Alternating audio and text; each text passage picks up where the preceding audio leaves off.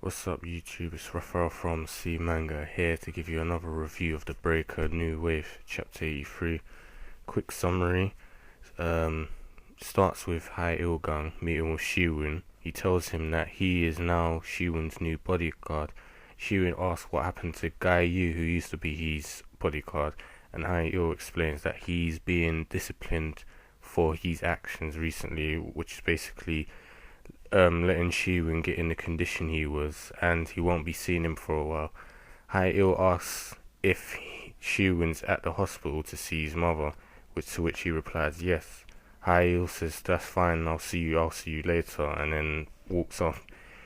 He thinks to himself that he should at least say bye to Sarah Kang, as he owes her for the time he was in hospital. He snaps to Sarah Kang, thinking of Shi-Woon, just as Hae-il enters to say goodbye. She says, just as I thought, your reinstatement seems to have come through, to which he replies, yes, it is just like she said.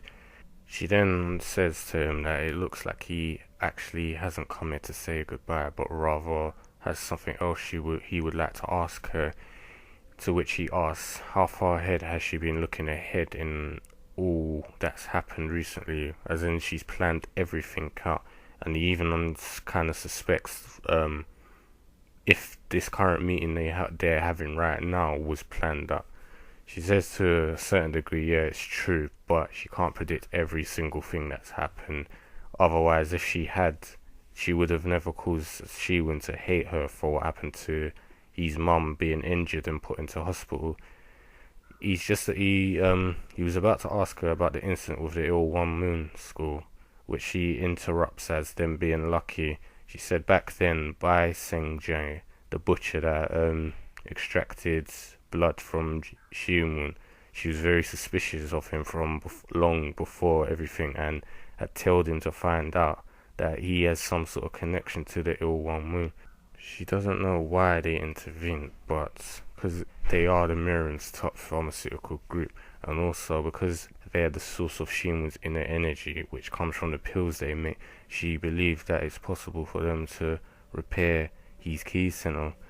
Hae-il asks why not ask directly instead of cause all this trouble, and she replies if she simply asked them, it wouldn't work because of the delicacy of Shi-Woon's situation, seeing as he's a disciple of the Nine Arts Dragon who completely shattered the martial arts alliance recently, and the current new head of the Sun-Woo clan, which is in conflict with the alliance already. It would be impossible to even ask, let alone expect, a clan under the influence of the alliance to help assist him with repairing his key center.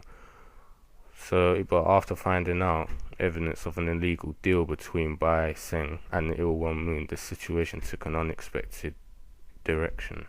Hae-il then asks her if the whole Il-1 Moon treating Shi-Woon was just a concoction that was made up on the spot, to which she replies yes, it was lucky, and they were lucky their gamble paid off, and if in any sense, or in one sense, the main reason the gamble succeeded was because of Shi-Woon's unexpected actions. Hae-il asks if she likes Shi-Woon, to which she says that question can be considered very rude, but ends up asking if she does find Shi-Woon to be attractive, to which he replies, attractive, that imbecile. She explains that when she was younger, her parents died at a very young age, and she grew up in an environment where she needed to learn how to read and anticipate other people's minds, or she will be killed very easily. She learned this to survive, but it ended up making her distrustful towards any other person, because these skills of anticipating and reading other people's minds made her more paranoid and less trusting in anyone else, considering she was alone as well. But when she met Shi-Woon, it was different, because he was beyond her expectations, and she couldn't really anticipate how his mind works and how he thinks. And because of his foolish and reckless nature, that's why she wants to trust in him and depend on him unconditionally like a child. And she says to him, do you actually know why I Art told you this. She says she likes the idea of fair place, and basically calls him out about the hat that he's wearing, and he knows that he came to the hospital because he's worrying about Jin-Lee. Hae-il asks, how do you know about the hat? To which she replies, someone as stylish or fashionable like him wouldn't be wearing something so worn out unless it must be very precious to him. It then snaps to a flashback of basically how Hae-il and Jin-Lee met, him beating up a few kids that Jin-Lee was fighting. It shows how he originally got the hat off her, which she explains it belonged to her dad. And he asks if it's so precious, why give it to him? To which she replies, it's better to let someone else wear it rather than leave it stashed away. And Hae-il reminds her of her dad and thought that putting a hat, letting him wear the hat, would probably suit him. He then mocks her and says, well, next time I'm going to have to help you fight against your enemies again, to which that angers her and she wants it back. It goes back to Hae-il now, basically thinking in his head, what should we do, Jin-Lee? Because even if we join up, it seems like the enemy's going to be much stronger and harder to defeat this time, and they may not be able to do it. And then there's a little comedy panel of Jin-Lee scratching her ear, wondering why it's so itchy. I don't know if that's one of those, similar to the Japanese thing when someone sneezes if someone's talking about them. But yeah, a little light note ending there. So yeah, chapter was very quick today. Didn't really say much, but at the same time it did reveal quite a bit. It was good. Like I said, they're quite consistent. Obviously, very slow, just considering all the fighting that happened about a month ago. But yeah, I still liked it. It's not so much. It's just a slice of life kind of content there. It's showing. It's more like it's revealing information about everything that's happened.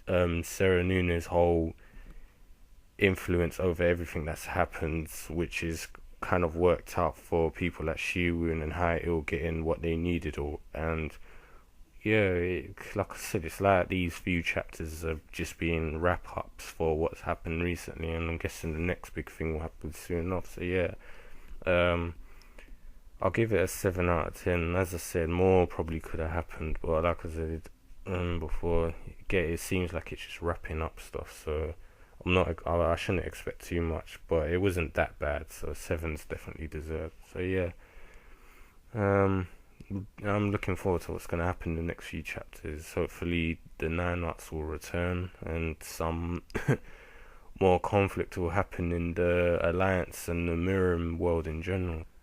So yeah, if you like the video, leave us a like, comment to voice your opinions, and subscribe for some more in the channel, and look forward to some more reviews coming soon. I'll see you guys next week.